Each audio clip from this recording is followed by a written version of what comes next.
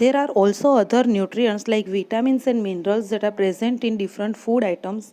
Why do we need all these nutrients? હવે એવો પણ ખોરાક છે કે જેની અંદર માત્ર કાર્બોહાઈડ્રેટ, પ્રોટીન કે ફેટ ન હોતા, બીજા જેમ કે વિટામિન અને મિનરલ્સ, આપણે ઘણીવાર કહીએ છીએ કે આ ખાઓ તો વિટામિન્સ મળશે, વિટામિનની કમી થઈ જશે તો બોડીમાં આ પ્રોબ્લેમ થશે, એવું ઘણીવાર આપણને મોટા લોકો આપણને કહેતા હોય છે, ટોકતા હોય છે કે બરાબર ખા નહીં તો તારો ગ્રોથ બરાબર નહીં થાય, તું મોટો નહીં થાય, નાનો ને નાનો રહી જઈશ. નાના છોકરાઓને આવું ઘણીવાર કહેતા હોય છે આપણા પેરેન્ટ્સ. તો વિટામિન્સ, મિનરલ્સ, આ અગેન આપણે વાત કરીએ કે ન્યુટ્રિયન્ટ્સના જ બે ભાગ છે, જેમાં ડિફરન્ટ ફૂડની અંદર આપણને આ બધી વસ્તુઓ જોવા મળતી હોય છે. અહીંયા સોર્સિસ ઓફ કાર્બોહાઈડ્રેટ પિક્ચરમાં આપેલું જ છે, ચિત્ર જે તમે જોઈ શકો છો in this figure 2.3 some sources of carbohydrate, કે જેમાં તમે એક ટેબલ બનાવીને લખી શકો છો કે sources of carbohydrate, protein, fat, vitamin, mineral, roughage etcetera. અને એની સામે તમે લખી શકો છો, કાર્બોહાઈડ્રેટની સામે તમે લખી શકો છો કે sweet potato, sugar cane, papaya, whatever mentioned in this picture. Next 2.4 ફિગરની અંદર આપેલું છે કે સમ સોર્સિસ ઓફ ફેટ. એમાં એ જે આપેલું છે that is plant sources and B is animal sources. Plant sources means આપણને વનસ્પતિમાંથી મળતા જેટલા પણ વસ્તુઓ છે કે જેમાંથી આપણને કાર્બોહાઈડ્રેટ મળે છે અથવા ફેટ મળે છે. ઓકે, એવી રીતે એનિમલ સોર્સિસની અંદર ફેટ મળતા હોય એવા ચિત્રની અંદર ડિસ્ક્રાઇબ કરવામાં આવેલા છે. તો આ પ્રમાણે તમે sources of carbohydrate, second is sources of fat, and the third one given here in figure 2.5 that is sources of protein. એમાં ઉપર આપેલા છે પ્લાન્ટ સોર્સિસ છે અને નીચે આપેલા છે એનિમલ સોર્સિસ છે. તો તમે જ્યારે ટેબલ બનાવો તો ટેબલની આગળ પહેલા કોલમની અંદર તમે કાર્બોહાઈડ્રેટ લખો છો તો એની સામે પ્લાન્ટ અને એનિમલ બંને સોર્સિસના નામ ભેગા જ લખી દેવાના, અને સેકન્ડ વનની અંદર ફેટ સોર્સિસ છે તો એમાં પણ ભેગા લખી શકો. થર્ડ કોલમમાં તમારે લખવાનું પ્રોટીન, સોર્સિસ ઓફ પ્રોટીન, તો પ્રોટીનની સામે પ્લાન્ટ અને એનિમલના ભેગા સોર્સિસ લખવાના, જે અહીંયા ચિત્રની અંદર આપેલું છે કે ગ્રામ, મૂંગ, તુવર દાળ, એ બધા લખવાના. અને એની સાથે સાથે જ meet, fish, egg, paneer, milk, આ બધી વસ્તુઓ લખવાની. તો this kind of table that you can prepare that is related with the sources of food nutrients. Second 2.6 some sources of vitamin A. તો વિટામિન એ આપણને શેમાંથી મળે? તો here given it is papaya, carrot, mango, આ બધા fruits છે એમાંથી, milk છે, ફિશ ઓઇલ છે, એમાંથી આપણને વિટામિન એ મળતું હોય છે. Vitamin B that is wheat, rice અને liver. Liver it is non વેજની અંદર નોનવેજ પ્રોડક્ટ છે, પ્રાણીઓનું જે લીવર છે, યકૃત છે, એ પણ ઘણા લોકો ખાતા હોય છે. તો એમાંથી આપણને વિટામિન બી મળતું હોય છે. વિટામિન સી મોટાભાગે સોર ફ્રૂટ્સ અથવા તો વેજીટેબલ્સ કે ફ્રૂટ્સ કે જે ખાટા હોય છે સ્વાદે, તો એ ખાટા સોર જે ફ્રૂટ્સ છે એની અંદરથી આપણને વિટામિન સી મેજરલી મળતો હોય છે. દેટ ઇઝ ઓરેન્જ, ગુઆવા એટલે કે જમરૂખ, ગ્રીન ચીલી, લીલી મરચાં જે હોય છે, લેમન, આમળા, ટોમેટો, આ બધાની અંદરથી આપણને વિટામિન સી મળતું હોય છે. The last is some sources of vitamin D. તો વિટામિન ડી લખવાનું ને એની સામે તમારે ડિસ્ક્રાઇબ કરવાનું egg, liver, fish, milk, butter. These are the big sources of vitamin D. Again we can say vitamin D આપણને બીજે ક્યાંથી મળે છે? તો વિટામિન ડી આપણને સૂર્યપ્રકાશ એટલે કે સનલાઇટમાંથી મળે છે.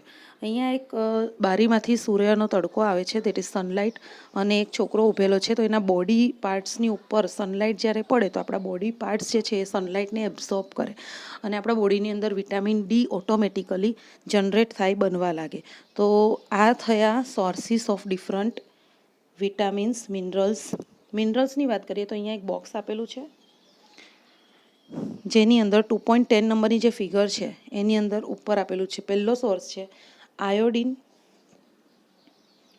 આયોડિનની અંદર છે જિંજર અને દરિયાઈ વસ્તુઓ આપેલી છે, ફિશ છે, સોલ્ટ છે, ક્રેબ્સ છે, કરચલા હોય, કેકડા હોય, એ બધામાંથી મળતું હોય છે vitamin, iodine, sorry.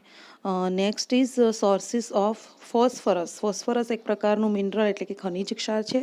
Sources of iron, આપણને મોટાભાગે લોહ તત્વ, લોહી શેનાથી બને એવું ઘણીવાર આપણે પૂછીએ તો લાલ રંગ, લીલો રંગ જેનો છે, મીટ છે, અહીંયા એપલ છે, સ્પિનેચ છે, ગ્વાવા છે, આ બધા ચિત્ર દોરેલા છે. And the last one is calcium. તો કેલ્શિયમ આપણને વ્હાઇટ કલરના જેટલા પણ પદાર્થ છે એમાંથી મળતો હોય છે, that is milk, egg, paneer, આ બધામાંથી આપણને કેલ્શિયમ મળતું હોય છે. નેક્સ્ટ ટોપિક ઇઝ ઓબેસિટી, અહીંયા એક બૂજો જે છે એનો એક ફ્રેન્ડ છે જે બહુ જ જાડો બતાવેલો છે, ફેટી, એકદમ જાડો થઈ ગયેલો એવું. તો આ ફેટ જે છે એ કેવી રીતે વધતી હશે? ફેટ વધવા માટેનું કારણ છે તો એક્સેસિવ ફૂડ ઇન્ટેક, એટલે કે વધારે પડતો ખોરાક ખાઈ લેવો. બરાબર છે, આપણે જરૂરિયાત કરતાં વધારે ખોરાક ખાતા રહીએ તો આપણને એની અંદરથી ફેટ જે છે, કાર્બોહાઈડ્રેટ અને ફેટ આ બંને એનર્જી ગિવિંગ ફૂડ છે જે આપણને તાકાત આપે છે. પણ અમુક વખતે એ અમુક માત્રા કરતાં વધારે જો લેવાઈ જાય તો એની અંદર એ ફેટ જે છે એ સુગરમાં કન્વર્ટ થઈ જાય અને આપણા બોડીની અંદર ચરબી સ્વરૂપે શરીરના ચામડીના નીચેના સ્તરની અંદર જમા થવા લાગે. તો આ ઓબેસિટી એટલે કે મોટાપો એવું કહી શકાય આપણે એની અંદર. એ જે છે એ લગભગ મોટાભાગના વ્યક્તિઓ કે જે ખાય છે ખરા પણ એને પચાવતા નથી, અથવા તો ખાધા પછી જે કંઈ પણ ફેટ છે એની જરૂરિયાત પૂરી થાય એના કરતાં પણ વધારે આપણે ખાઈ લેતા હોઈએ છીએ, તો that is convert into obesity. Excessive food converts into obesity એવું કહી શકાય. Next is deficiency disease. Deficiency means ત્રુટિ, ખામી. જે કંઈ પણ આપણે ખોરાક ખાઈએ છીએ એમાંથી આપણને જેટલું જરૂરી છે એટલું તો ભલે મળે, પણ એ મળે છે એમાંથી પણ આપણને ઓછું મળે, એટલે કે મને જરૂરિયાત છે એના કરતાં હું ખાઉં છું એમાંથી મને પૂરતું પોષણ નથી મળતું, તો that convert into deficiency. A deficiency disease એટલે રોગ, એ પ્રકારના ત્રુટિજન્ય રોગ, ખામી થઈ જાય આપણને. ઘણીવાર આપણે કહેતા હોય છે કે તારામાં તો વિટામિન્સની કમી લાગે છે એટલે જ તો તને આમ તાકાત નથી લાગતી તારામાં. એવું બધું આપણે ઘણીવાર આપણા ફ્રેન્ડ્સ સાથે વાત કરતા હોઈએ છીએ. આનો જો ને, આ તો નાનો ને નાનો જ લાગે છે, 7th સ્ટાન્ડર્ડમાં આવવાનો તો બી એકદમ 3rd સ્ટાન્ડર્ડ જેટલો નાનો જ લાગે છે. દેટ મીન્સ એનો ગ્રોથ નથી બરાબર થયો, તો એને પ્રોટીનની માત્રા એના બોડીની અંદર ઓછી હોઈ શકે.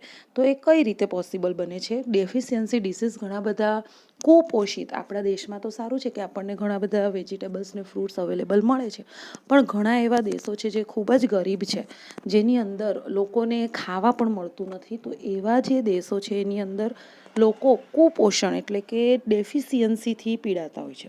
હવે આ ન્યુટ્રિશન, માલ ન્યુટ્રિશન જેને કહેવાય, કુપોષણ એટલે આ ડેફિશિયન્સીનો મિનિંગ શું થાય?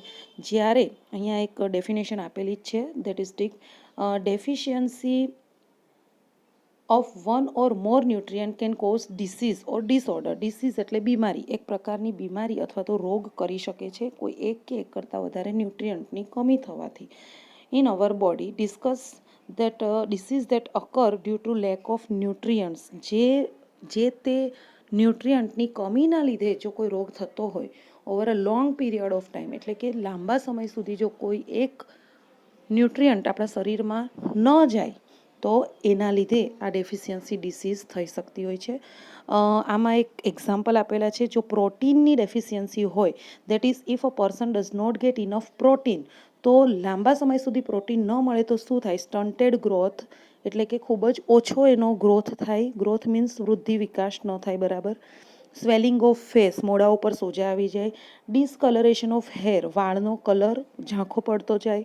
Skin disease and diarrhoea. Skin disease એટલે ચામડીને લગતા રોગો થાય. ડાયરિયા મીન્સ ઝાડા થઈ જતા હોય છે. આ બધા લક્ષણ છે, that R symptoms of deficiency of protein. આમ મોટાભાગે એને ક્વેશ્ચર કહેવામાં આવે છે.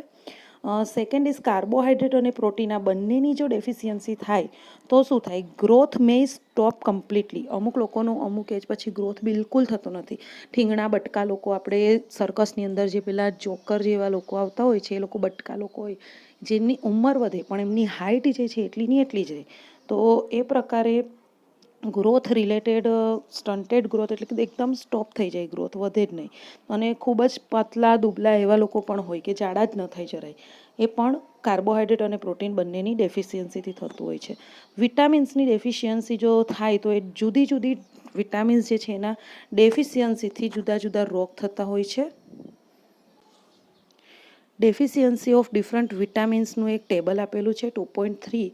સમ disease disorders caused by deficiency of vitamin and mineral. Vitamin અને મિનરલની જો કમી આપણા બોડીની અંદર થાય તો કયા પ્રકારના રોગ અથવા તો એ રોગથી શું લક્ષણ જોવા મળે છે? સિમ્ટમ્સ મીન્સ લક્ષણ. એ અહીંયા ટેબલની અંદર આપવામાં આવેલું છે. First it is vitamin A. જો વિટામિન એ આપણા બોડીની અંદર ઓછો હોય લાંબા સમય સુધી તો એની ડેફિશિયન્સીને લોસ ઓફ વિઝન એટલે કે આપણને આંખની પ્રોબ્લેમ થાય. લોસ ઓફ વિઝન એટલે જોઈ ન શકાય. વિઝન મીન્સ દ્રષ્ટિ, જોવું. તો દ્રષ્ટિહીનતા એવું ગુજરાતીમાં આપણે કહી શકીએ. તો લોસ ઓફ વિઝન છે એના સિમ્ટમ્સ એટલે કે લક્ષણો છે poor vision, loss of vision in darkness, અંધારામાં ન જોવાવું અથવા તો રાત્રે ન જોવાવું, sometimes complete loss of vision, ઘણીવાર બિલકુલ જોવાનું બંધ થઈ જાય છે. વિટામિન બી વનની ડેફિશિયન્સી થાય છે બેરી. આ એક રોગનું નામ છે જેમાં weak muscles and very little energy to work. Weak muscle એટલે આપણા સ્નાયુઓમાં નબળાઈ આવી જાય, ખૂબ જ થાક લાગે આપણને, દાદર ચડતા ચડતા પણ આપણે થાકી જઈએ. આ પ્રકારની પ્રોબ્લેમ થઈ શકાય છે. એનર્જી બિલકુલ કામ નથી કરતી. વિટામિન સી, તો વિટામિન સીથી સ્કર્વી નો રોગ થાય છે. સ્કર્વીની અંદર બ્લીડિંગ ગમ્સ એટલે પેઢા. આપણા દાંતની અંદર પેઢા જે ચામડી આવેલી હોય છે એની અંદરથી લોહી નીકળે તો બ્લીડિંગ થવું. Wounds take longer time to heal. Wounds means ઘા, આપણને કંઈ વાગ્યું, છોલાઈ ગયું હોય તો એ જલ્દી રૂઝાય નહીં. એને હીલ કરવું એટલે રૂઝ ન આવે જલ્દીથી જો આપણા શરીરમાં વિટામિન સી ઓછું હોય કે ન હોય. વિટામિન ડી જે છે એનાથી રિકેટ્સ એટલે એક પ્રકારનો એવો રોગ છે, સુક્તાન ગુજરાતીમાં જેને કહેવાય છે. ઘણીવાર નાના બાળકોને આપણે નવડાવીને બહાર સૂર્યપ્રકાશમાં બેસાડતા હોય છે, લઈને બેસતા હોય છે માલિશ કરે ત્યારે. તો એવું જો ન કરવામાં આવે, મીન્સ કે બાળપણમાં એને વિટામિન ડી ન મળ્યું હોય તો એના bones become soft and bent. Bones જે એટલે હાડકા જે છે એ સોફ્ટ બને, નરમ, પોચા બની જાય અને એનું વજન ન ઝીલી શકે, ચાલી ન શકે બરાબર. બેન્ટ એટલે કે વળી જાય, જ્યારે ચાલે તો હાડકા વળી જાય. આ પ્રકારના લક્ષણ રિકેટ્સ એટલે કે વિટામિન ડીની કમીથી થતા રોગમાં જોવા મળે છે. કેલ્શિયમની કમી હોય તો બોન અને ટીથ જે છે એ સડવા લાગે, બોન્સના રોગ થવા લાગે, આપણા હાડકા ની અંદર કંઈક ને કંઈક કમી પેદા થાય. ટૂથ ડીકે એટલે કે દાંતમાં સડો થવા લાગે જો કેલ્શિયમ ઓછું હોય તો.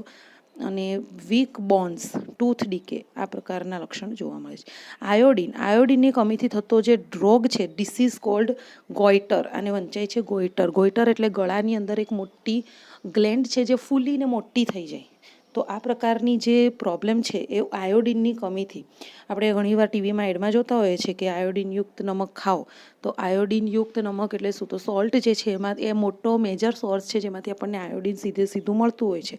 દરિયાના જે પ્રાણીઓ છે એટલે દરિયાઈ જીવ જે લોકો ખાતા હોય, ફિશ છે કે દરિયાના જે બીજા કરચલા છે, આ બધું જે લોકો ખાતા હોય એમને પણ આયોડીન એમાંથી મળતું હોય છે. પણ આપણે જો વેજીટેરિયન લોકો છે એમને માત્ર ને માત્ર સોલ્ટમાંથી આ જે આયોડીન છે મળતું હોય છે. જો એ ન હોય અથવા ઓછું થતું જાય તો ગ્લેન્ડ્સ ઇન ધ નેક અપિયર સ્વોલન, ગળાની જે ગ્રંથિ છે એને થાઇરોઇડ ગ્રંથિ કહેવાય છે, એ ફૂલીને મોટી થઈ જાય છે.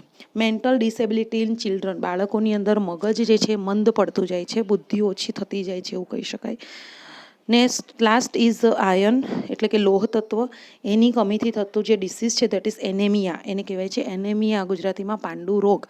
એનેમિયા એટલે તમે ઘણીવાર સાંભળ્યું હશે કે એનેમિયાના પેશન્ટ્સ, નાના છોકરાઓમાં લોહીની કમી હોય તો વારંવાર એને લોહી ચઢાવવામાં આવે તો દેટ ઇઝ એનેમિયા. જો લોહી ઓછું થઈ જાય આપણા શરીરની અંદર તો આપણને નબળાઈ એટલે કે વીકનેસ આવી જતી હોય છે. ઓકે ફ્રેન્ડ્સ, તો here our chapter number 2 is over.